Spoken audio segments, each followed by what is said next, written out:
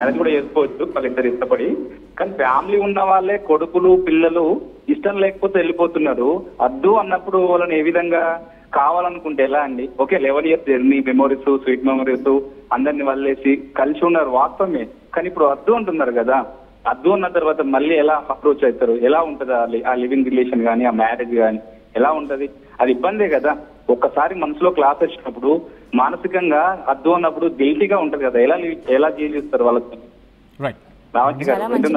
చాలా మంచి ఇది చాలా మందికి ఉన్న క్వశ్చన్. అవునండి. సో మేమిద్దరం వద్దు అని అనుకున్న దానికి నేను మాల్వి మల్హోత్రాని చూపిస్తే అతను మస్తాన్ కేసు కానీ డ్రగ్స్ కేసు కానీ ఏదైనా చూపించవచ్చు. బట్ వీటన్నిటికీ ముందు మాకున్న కనెక్షన్, ఆ ఎఫెక్షన్, బంధం ఏదైతే ఉందో దానికి నేను రెస్పెక్ట్ ఇచ్చే ఉన్నానండి. అండ్ నా మైండ్లో ఇతను 10 సంవత్సరాల తర్వాత వద్దంటాడు అన్న ఆలోచన నేను పెట్టుకోలేదు, నాకు లేదు. అండ్ నేను అతనే నా పూర్తి అని అనుకున్నాను. నేను ముసల్దాన్ని అయ్యాక కూడా, వాడు ముసలోడు అయ్యాక కూడా నాకు అతనే కనిపిస్తాడండి. ఇప్పుడు ఈ రోజున రేపు అన్నది రాకపోవచ్చేమో కానీ రాస్తూనే ఉంటాడు. కానీ మీరు అన్నట్టుగా లావణ్య, ఇప్పుడు ఇంత ఇష్యూ జరిగిన తర్వాత ఈవెన్ తను బయటకు వచ్చే మాట్లాడట్లేదు, అలాంటి రాస్తారని మళ్ళీ మీ దగ్గరికి వస్తారని మీరు ఎలా అనుకుంటున్నారు? తను రాకపోతే నేను వెళ్తా. ప్రయత్నం చేశారా? డెఫినెట్గా అండి. ఇప్పుడు 10 సంవత్సరాలు నేను అతనితోనే ఇది ఉన్నాను. నా డే స్టార్ట్ అవ్వడం అతనితోనే, ఎండ్ అవ్వడం అతనితోనే. బట్ ఇందాక ఇదే క్వశ్చన్ రిపీట్ చేస్తున్నా, ఇందాక రాజు అడిగిన క్వశ్చన్కి. అంటే బ్రేకప్ అయిన తర్వాత బ్రేకప్ అవ్వలేదండి.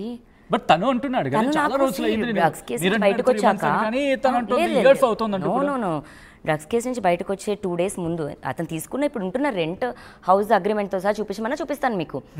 ఇక్కడ ఏదో అబద్ధం చెప్పి ఇచ్చేయాల్సిన అవసరం అయితే లేదు. ఐ కేమ్ అవుట్ అండ్ నేను నిజమే చెప్తున్నాను. అండ్ మొన్న ఇప్పుడు ఈ ఇయర్ మార్చ్ ఏప్రిల్న తీసుకున్నాడు హౌస్ ఇప్పుడు మాదాపూర్లో. ఇప్పుడు అక్కడ ఉంటున్నాడు. నాకు చెప్పిన రీజన్ అతను డ్రగ్స్ కేసు ఇది అయింది కదా, మీడియా ప్రెషర్ నాకు ఎక్కువ ఉంది, 2 monthsలో వస్తాను అని చెప్పాడు. 2 months మరి అతను సినిమా చేసుకోవాలి రెగ్యులర్గా, తను చేసుకున్నది. తను సినిమా చేసుకోవట్లేదు, ఎటు వెళ్తున్నాడు అంటే మాల్వి చుట్టూ తిరుగుతున్నాడు. నేను ఉన్నప్పుడు మ్యాక్సిమం ఉన్న టైమ్స్లోని తను పని చేసుకునేవాడండి. రాజధానికి సినిమా అంటే ఇష్టం.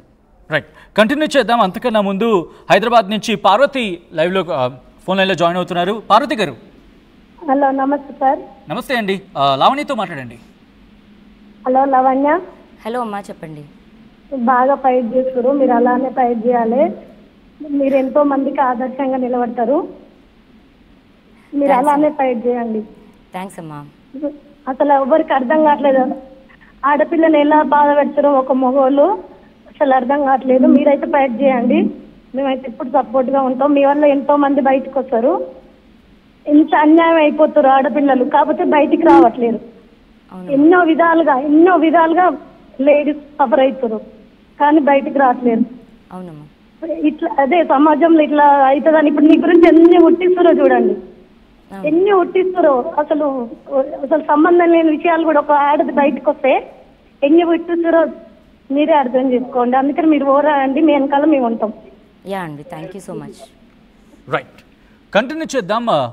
రంగారెడ్డి ఇందాక భాషకి సంబంధించి అని మాట్లాడుతున్నారు. బట్ అంతకన్నా ముందు ఎందుకు భాష మీద, అంటే ఇంతవరకు తాను ఎంటర్ అయిన తర్వాత మాత్రమే మీరు ఇప్పుడు భాష ఎపిసోడ్ని తెర మీద తీసుకొస్తున్నారు. పెయిడ్ ఆర్టిస్ట్ అంటున్నారు, మీరు చూసారా పెయిడ్ ఆర్టిస్ట్ అంటున్నారు?